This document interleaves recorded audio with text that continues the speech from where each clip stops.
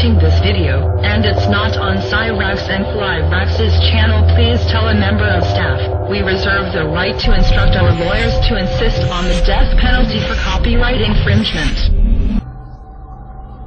The next step after the real flying saucers was the Haunbeu series of craft. By 1939 the SS had produced the RFC-5, which it called the Haunbeu 1. In August 1939, the machine made its maiden flight, and proved its viability. The early Haunbeu 1 craft, of which 2 prototypes were constructed, were 25 meters in diameter, had a crew of 8, and could achieve the incredible initial velocity of 4,800 kilometers, but at low altitude. Further enhancement enabled the machine to reach 17,000 kilometers. Flight endurance was 18 hours.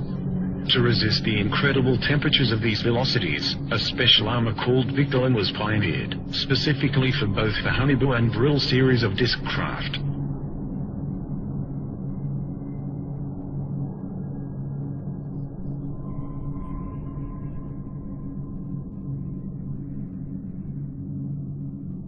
The Haunbeu 1 had a double hull of Victolan. The early models also attempted to test out a rather large experimental gun installation, the twin 60mm KSK strong ray cannon. It has been suggested that the ray from this weapon made it a laser, but it was not. It could transmit a powerful energy burst suitable to pierce up to 4 in of enemy armor. When a Vril 7 was shot down by the Russians in 1945, a similar underbelly-mounted KSK gun was destroyed, with debris recovered from the battle site. The heavy gun installation, however, badly destabilized the disc, and in subsequent Haunbeu models lighter MG and MK cannon was supposedly installed. The Haunbeu 1 first flew in 1939 and both prototypes made 52 test flights.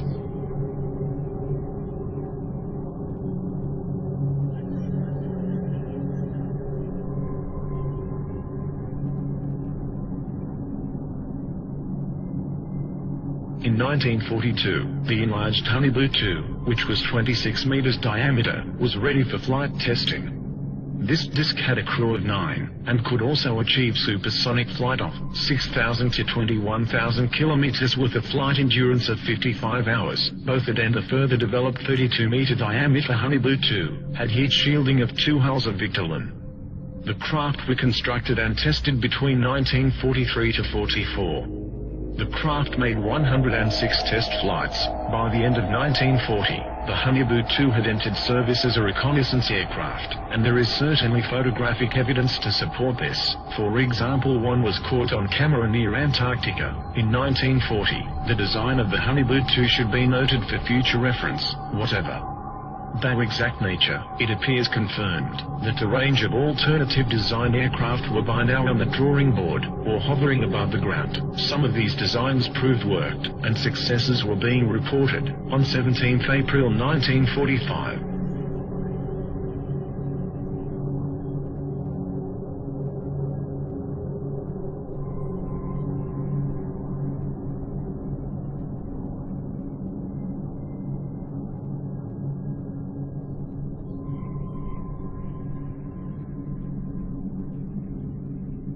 by 1944, the perfected war model, the Haunbeu 3, was tested.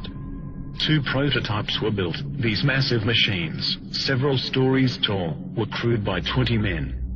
They were also capable of hypersonic speed beyond 21,000 kilometers. The SS had intended further plans for a 120-meter diameter Haunbeu 4 were in the works, but no such craft is known to have been constructed before the end of the war.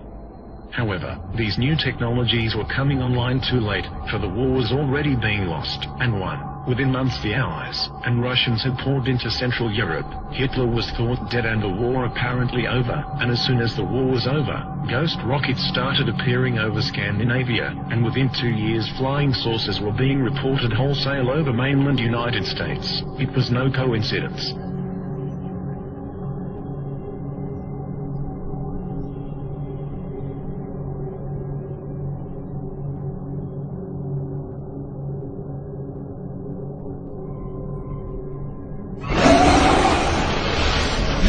Tempus. Tempus.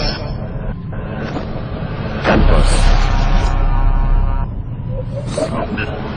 Tempus.